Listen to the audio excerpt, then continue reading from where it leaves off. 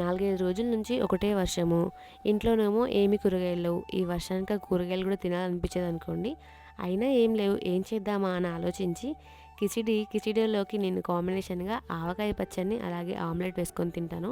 Taste మాత్రం అసలు చాలా బావుంటుంది.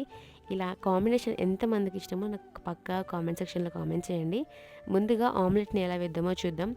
ఒక గిన్నెలోకి 2 ఎగ్స్‌ని వేసుకొని దాంట్లోనే సన్నగా తరుక్కున్న ఆనియన్‌ని, పచ్చిమిర్చిని, కరివేపాకుని, కొత్తిమీరని, అలాగే కొంచెం అల్లం వెల్లుల్లి పేస్ట్‌ని, ఉప్పుని, కారంని, ధనియా పౌడర్ వేసుకొని మంచిగా కలుపుకొని స్టవ్ మీద పాన్ పెట్టుకొని ఆయిల్ వేసి మనం మిక్స్ చేసుకున్న ఎగ్‌ని కూడా వేసేసి అటు ఇటు తిప్పుకొని పెట్టుకొని తిన్నామంటే ఆహా! ఎంత బావుంటుంది.